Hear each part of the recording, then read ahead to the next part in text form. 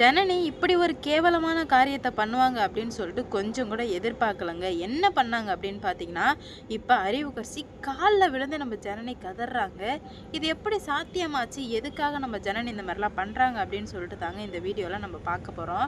இப்ப என்ன நடந்துட்டு இருக்கு அப்படின்னு பார்த்தீங்கன்னா, அப்பத்தா சொல்லிட்டு போயிர்றாங்க. சொன்னதுக்கு அப்புறமா நம்ம ஜனனி என்ன பண்றா அப்படின்னு பார்த்தீங்கன்னா யோசிக்க ஆரம்பிக்கிறாங்க.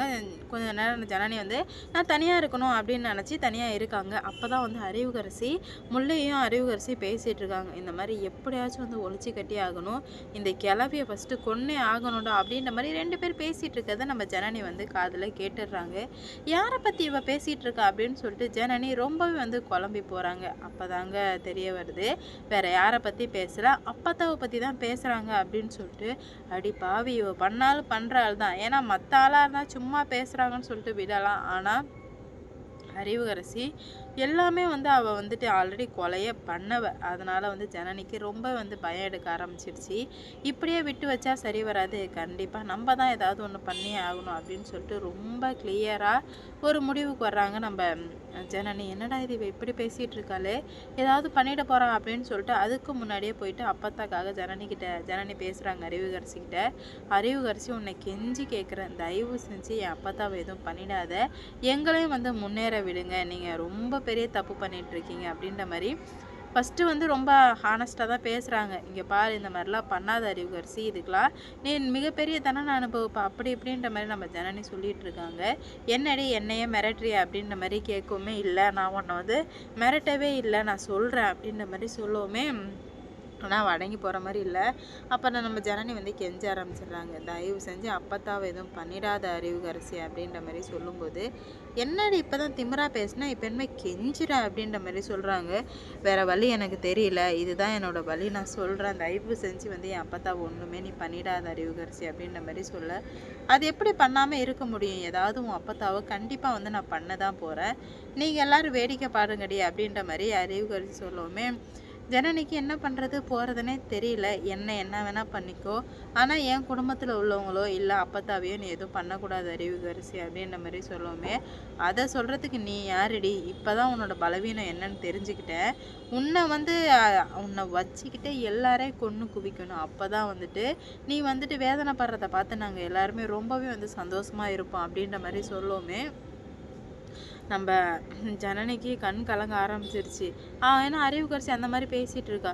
உங்க அப்பத்தாவ இப்ப போற வண்டியோட வண்டியா தூக்கி இன்னும் வந்து 24 மணி நேரத்துக்குள்ள உங்க அப்பத்தா செத்துட்டாங்கன்ற ஒரு நியூஸ் உங்களுக்கெல்லாம் கேட்டு, நீங்கலாம் கதற சத்தத்த கேட்டு, நான் ரொம்பவே வந்து சந்தோஷமா இருக்கணும்டி அப்படின்ற மாரி சொல்றாங்க. என்னடி சொல்ற? இப்படியா நீ பண்ண போற? அப்படின்ற மாரி கேட்க, ஆமா. உனக்கெல்லாம் மனசாட்சியே இல்லையான்னு ஜனனி கேட்குறாங்க. மனசாட்சியா? அதுவா? அது எங்க என்கிட்ட இருக்கு. அதெல்லாம் என்னைக்குமே வந்து என்கிட்ட இல்ல. மனசாட்சின்னு ஒண்ணு இல்லவே இல்ல அறிவு அப்படின்ற மாரி சொல்லவுமே, நம்ப ஒண்ணுமே புரியல நம்ம ஜனனிக்கு. என்னடா இது! இவ உண்மையிலுமே சொன்னா பண்ணிடுவாளோ அப்படின்ற மாரி ரொம்பவே வந்து பயப்பட ஆரம்பிக்கிறாங்க. அப்பதான் அவங்களுக்கு ஒரு விஷயம் புரிய வருது. என்ன பண்ணாலும் சரி, போனாலும் சரி, நம்ம தான் ஸ்ட்ராங்கா போராடணும்.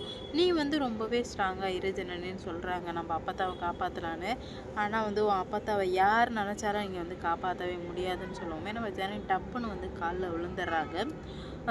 உன் கால்ல வேணா விழறேன் அறிவுக்கரசி. என் அப்பத்தாவ எதுவுமே பண்ணிடாத. அப்பத்தான் மட்டும் இல்ல, யாரையுமே எதுவுமே பண்ணிடாதன்னு சொல்லிட்டு கால்ல விழுவவுமே ரொம்பவே வந்து ஷாக் ஆகி போறாங்க. என்னடா இது! இவன் வந்து கால்ல விழுறானே! கால்ல விழுவுற ஆளே கிடையாதேடி! எதிர்த்து போராடுவியாடி அப்படின்ற மாரி சொல்றாங்க. நீ சொல்றது எல்லாம் கரெக்ட்டு தான். நான் கால்ல விழுவுற கேரக்டர்லாம் கிடையாது தான். ஆனா எனக்கு வேற வழி தெரியல. இப்போதைக்கு நான் இத தான் பண்ணியே ஆகணும் அப்படின்ற மாரி சொல்லவுமே இப்ப நம்ப ஜனனி வந்து, என்னடா இது!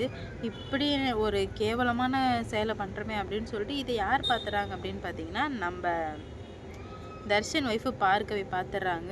"அக்கா என்னக்கா பண்றீங்க? அவங்க கால்ல எதுக்காகக்கா விழறீங்க?" அப்படின்ற மாரி கேட்குறாங்க.